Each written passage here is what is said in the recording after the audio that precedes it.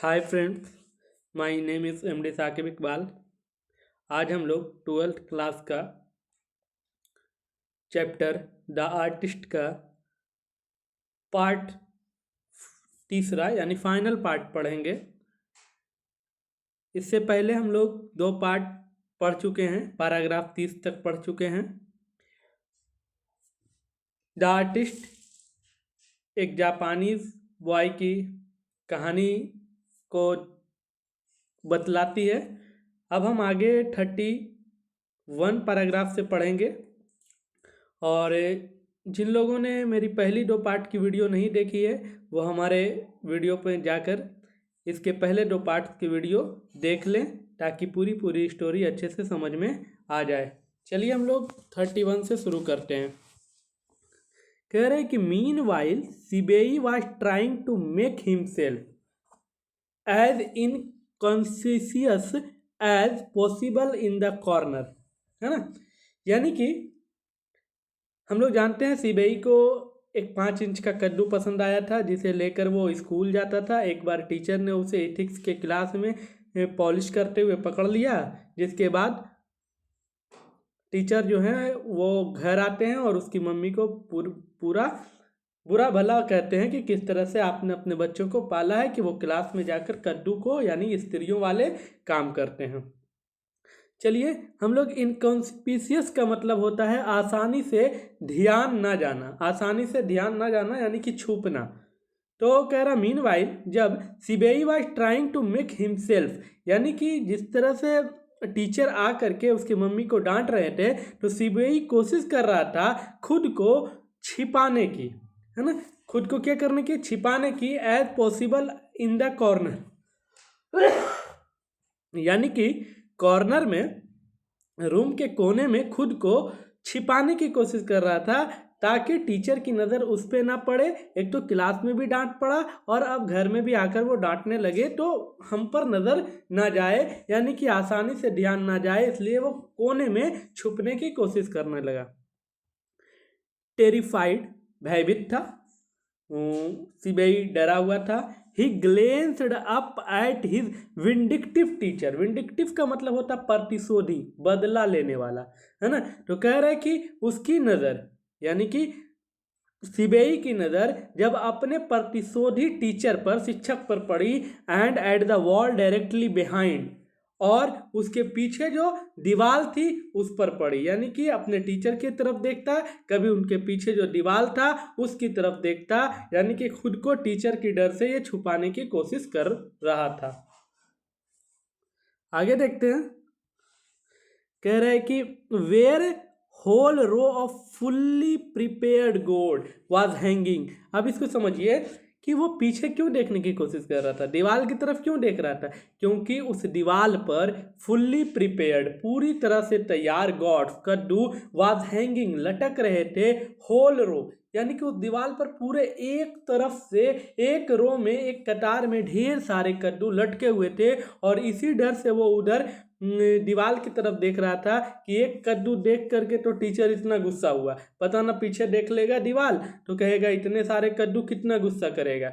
वही सोच रहा है कि व्हाट वुड हैपन, क्या होगा, if he teacher cout site of them, teacher की नज़र वहां पर चली गई, टीचर ने उस कद्दू को देख लिया, टीचर की नज़र उस पर पड़ गई तो ना जाने अब क्या होगा।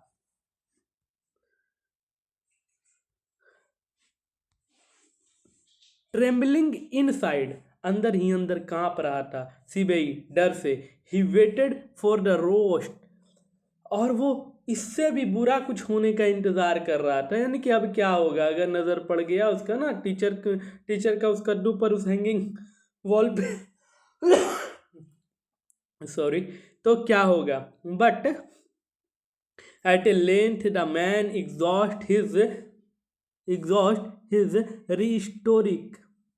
rhetoric and stamped angrily out the house। exhausted का मतलब बाहर होना, निकल जाना, यानी कि but at length the man exhausted his rhetoric and stamped angrily out of the house। Rhetoric का मतलब होता है भड़ास, यानी कि अपने गुस्से को, अपने भड़ास को, है ना।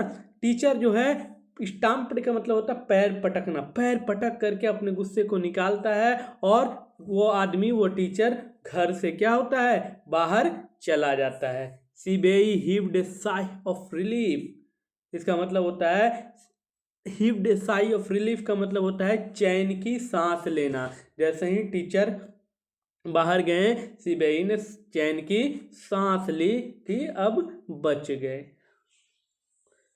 आगे देखते हैं।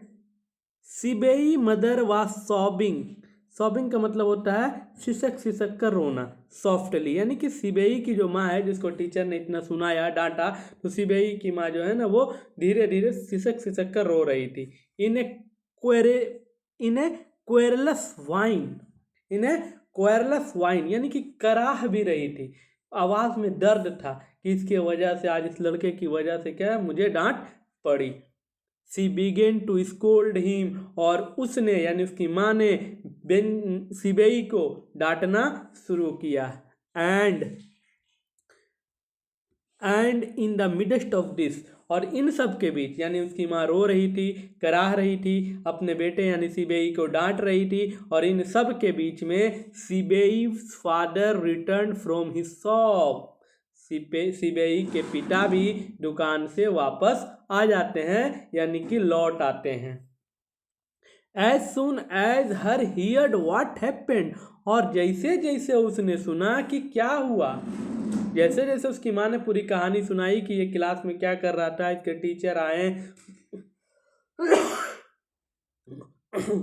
सॉरी, जैसे जैसे उसने क्या सुना कि टीचर आए, उसकी माँ को डांटा, बहुत कुछ बोला, ही ग्रैब्ड हिज सन, उसने झपट कर, है ना, क्या किया, उसने झपट कर अपने बेटे को पकड़ा, बाय द कॉलर, यानी कि झपट कर अपने बेटे का यानी सिबेई के कॉलर को पकड़ लिया, गर्दन को पकड़ लिया, and gave him a sound beating, और पीटना शुरू किया, दे दनादन दे दनादन, पिटा दी गया, एकदम खूब पीटा है ना सिबेई को, कि इसके वजह से सबको सुनना पड़ता है।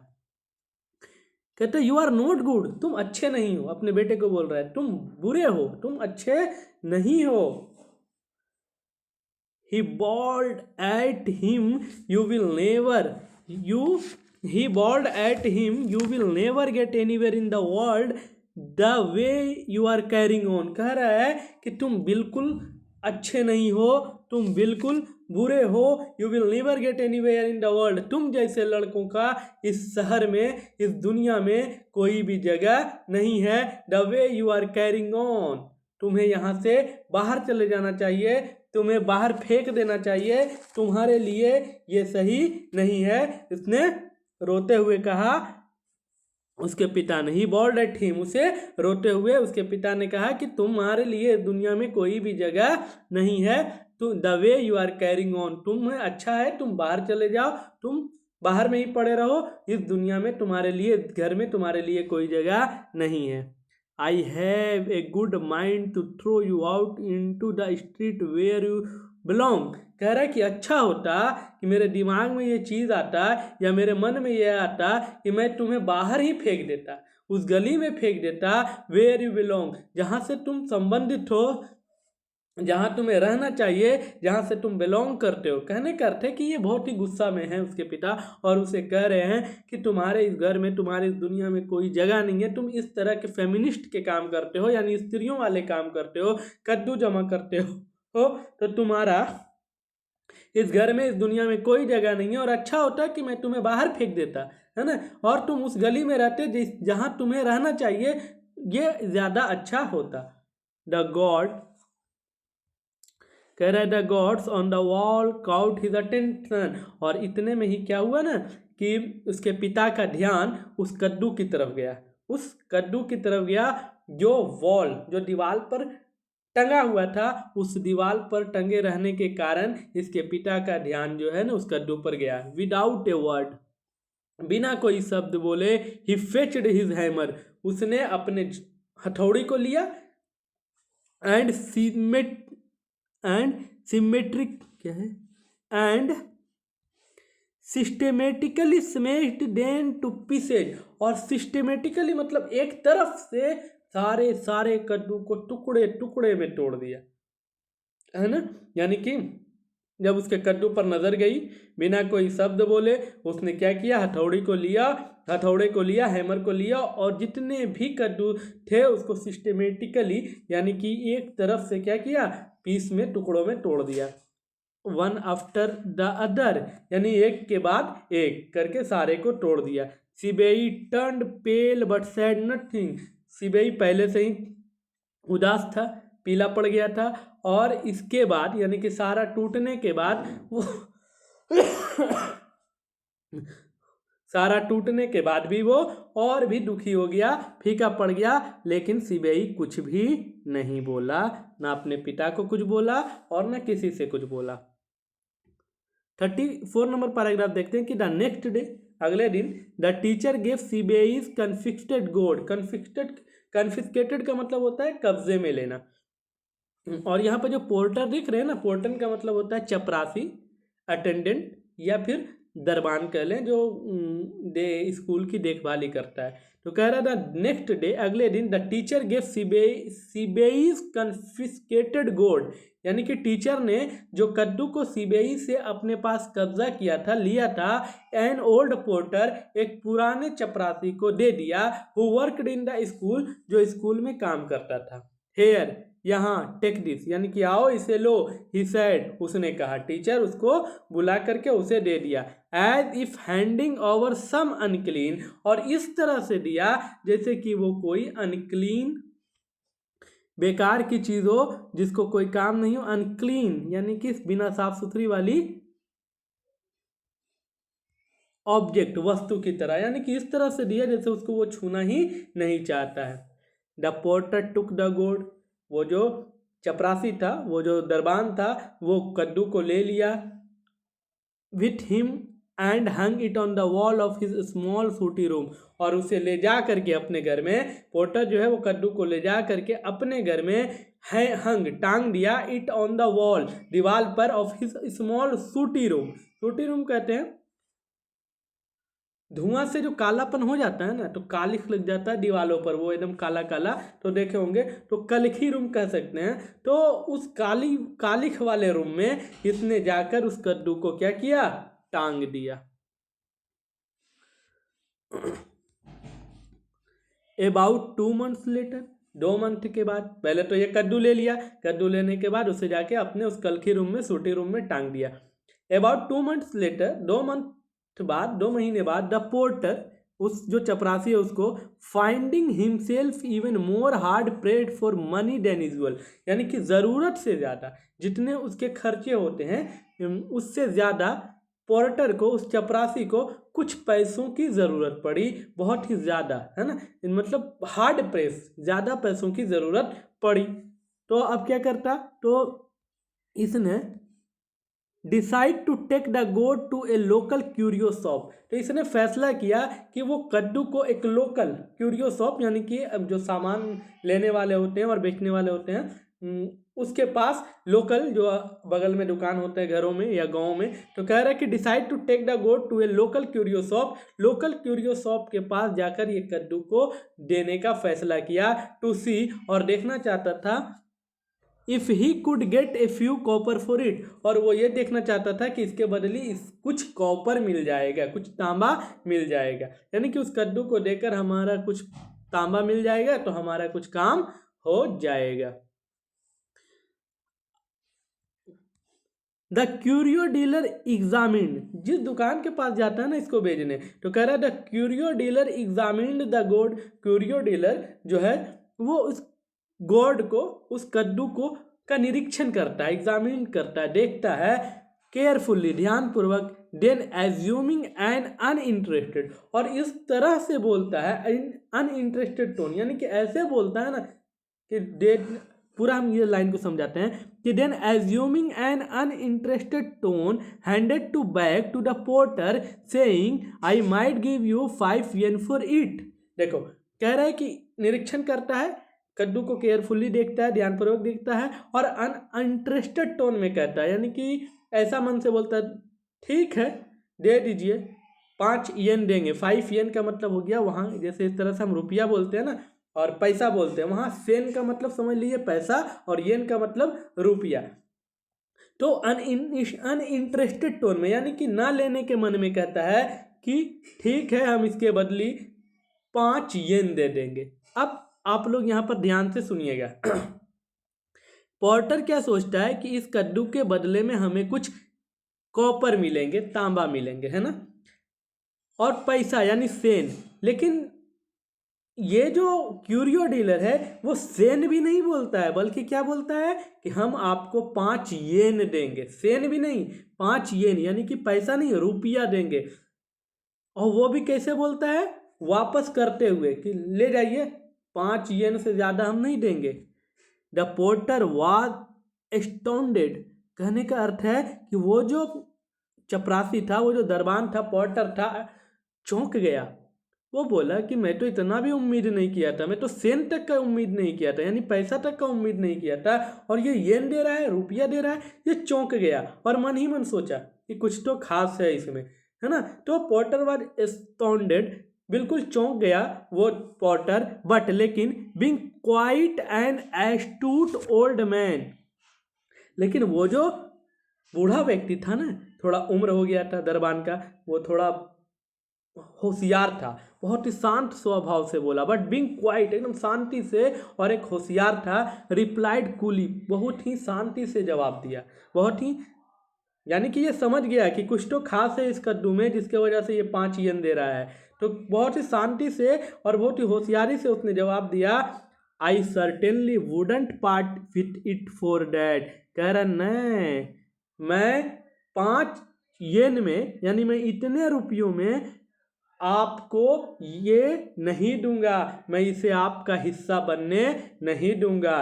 तब द डीलर इमीडिएटली, यानी तुरंत वो दुकानदार, वो जो क्यूरियो डीलर है, वो कहता है राइड हिज ऑफर टू 10 येन, अपने ऑफर को जो उसने 5 येन किया था उसको बढ़ा के क्या कर देता है 10 येन, कि हम छोड़ो 5 में नहीं दोगे, चलो 10 दे देते हैं, 10 में दे दो, 10 में क्या करो हमको दे दो। बट लेकिन the porter was still adamant, लेकिन वो जो पोर्टर था ना, वो बहुत ही होशियार था और वो अटल रहा कि ना, बिल्कुल भी नहीं, 10 में भी नहीं देंगे, है ना, 10 में भी नहीं देंगे। 37 नंबर पैराग्राफ देखते हैं।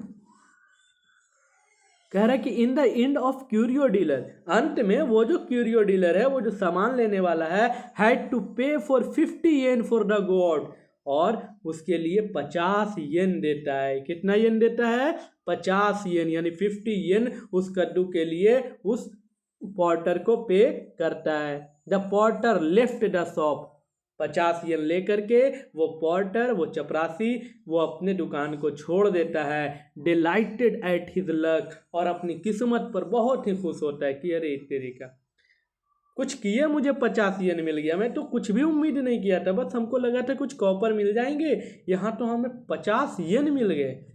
It wasn't often that the teachers gave on a free gift equivalent to a year wax. अब इस लाइन को समझिए, कह रहा है कि ऐसा अक्सर ही होता है या ना के बराबर होता है कि किसी शिक्षक ने, किसी टीचर ने gave on a free gift, कोई गिफ्ट दिया हो और वो भी उसके 1 साल की सैलरी के बराबर हो, लगभग बराबर हो। अब इसको समझिए, कहने का अर्थ है कि वो जो चपरासी था ना, उसके साल भर की जो सैलरी थी, 1 ईयर्स की जो सैलरी थी ना, वो ऑलमोस्ट 50 येन 60 येन के आसपास है, और इसने इस कद्दू के बदले में 50 येन प्राप्त किया। तो वो कह रहा है कि ऐसा कम ही होता है कि किसी टीचर ने हमें साल भर के सैलरी के जैसा कोई गिफ्ट दिया हो, यानी कि उसको 50 येन मिला और बहुत ही खुश हुआ कि हमारी 1 साल की सैलरी हमें एक ही बार में मिल गई। कह रहा ही वाज सो क्लेवर, वो जो चपरासी था, वो जो पोर्टर था, वो चालाक था। एज नोट टू मेंशन, जिसने कभी जिक्र भी नहीं किया द मैटर, इस मैटर का, इस बात का, टू एनीवन, किसी से, यानी कि किसी को बताया भी नहीं कि वो कद्दू को हमने बेचा, वो गॉड्स को हमने क्यूरियो डीलर को बेचा और वो 50 येन में बिका, किसी के सामने इस बात का जिक्र नहीं किया। एंड और नेदर सेईबेई नोर द टीचर, ना ही उसने सिबेई को बताया और ना ही टीचर को बताया। Even heard what had happened to the gourd, और एक चीज़ और बता देते हैं कि वो किसी को बताया तो नहीं, लेकिन सीबीआई को और टीचर ने दोनों में से कभी भी किसी ने कुछ सुना ही नहीं कि वो कद्दू जो पोर्टर लिया था उसके साथ क्या हुआ, उसने क्या किया। यस, हाँ, द पोर्टर वॉज क्लेवर। वो जो पॉटर था वो चालाक था, but he was not clever enough, लेकिन ज़्यादा चालाक नहीं था। यानी कि पॉटर होशियार था लेकिन इतना ज़्यादा होशियार नहीं था। अब आगे देखते हैं। Little did the imagine that this same gourd would be passed on by the curio dealer to a wealthy collector in the district for 600 yen. अब इसको समझिए, इमेजिन करने बोल रहा है, सोचने बोल रहा है कि यही सेम कद्दू वो जो क्यूरियो डीलर 50 येन में खरीदा था ना, 50 येन में किससे खरीदा था? पॉटर से। उसको इसने एक डिस्ट्रिक्ट के एक बड़े समृद्ध वेल्दी कलेक्टर को बेचा। कितने में? 600 येन में बेचा। सोचिए कि वो जो कह रहा है कि हाँ वो जो पॉटर था वो चालाक था, लेकिन इतना नहीं, वो जो पॉर्टर से इसने कद्दू लिया, उस कद्दू को एक डिस्ट्रिक्ट में वेल्दी कलेक्टर को बेचा। कितने में? 600 येन में।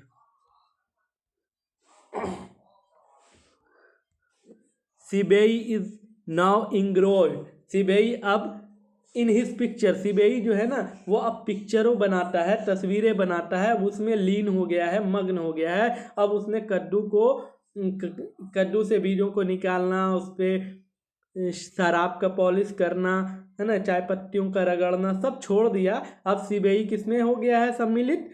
पिक्चर बनाने में। He no longer feels any bitterness either toward the teacher और टुवार्ड्स हिज फादर। यानी कि उसके दिल में अब कोई भी नफरत नहीं है, कटुरता नहीं है, कड़वाहट नहीं है, और वो लंबे दिन तक रहा भी नहीं उसके दिल में, चाहे वो अपने शिक्षक के प्रति हो या अपने पिताजी के प्रति हो। Who smashed all his precious gold to pieces। वो जिसने उसके सारे कद्दू को, कीमती कद्दुओं को क्या किया? टुकड़ों में बदल दिया। Yet gradually his father has begun to scold him for painting pictures। लेकिन धीरे धीरे उसके पिता ने अब उसे पिक्चर बनाने के लिए भी डांटना शुरू कर दिया। सोचिए सीबेई के बारे में कि वो बंदा क्या बनाता था, क्या कलाकारी था उसके अंदर, कि उसके एक कद्दू जो है वो 600 येन तक बिकते थे। अगर ये बात उसके फादर को पता होता तो शायद वो इन्हें नहीं रोकते और मानते। लेकिन होता क्या है ना कि हमारी फैमिली या हमारे परिवार या हमारा समाज जो भी है हमें एक्स्ट्रा कुछ करने देता नहीं है, और अगर हमारा किसी और चीज़ की तरफ मन है तो वो सही ढंग से करने देते नहीं है। कहने का मतलब है कि हमारी जो इंटरेस्टेड है, हमारे पेरेंट्स को ये चाहिए कि हमारा रुचि किधर है। पहला चीज़, हम इंटरेस्ट किधर है और किस फील्ड में है, उस फील्ड में हमें बढ़ाने का मौका देना चाहिए। और हमें भी चाहिए कि हमारी रुचि, हमारा इंटरेस्ट किस फील्ड में है, चाहे वो पढ़ाई में हो, चाहे वो खेल में हो, चाहे वो म्यूज़िक में हो, चाहे वो सॉन्ग में, डांस में, समथिंग, कुछ भी चीज़ों में हो। तो हमारा जिस तरफ इंटरेस्ट हो हम फोकस उस पर करें, उस पर मन लगाएं, ताकि हम उस फील्ड में, उस क्षेत्र में ज़्यादा से ज़्यादा नाम कमा सकें। उम्मीद है आप लोगों को ये वीडियो अच्छा लगा होगा और कहानी पसंद आई होगी। आज फाइनली ये कहानी, ये स्टोरी ख़त्म हो गया। आप लोग लाइक करें, सब्सक्राइब करें और कमेंट करके ज़रूर बताएं कि ये कहानी कैसी लगी, और अपने दोस्तों को ज़रूर शेयर करें। Thank you.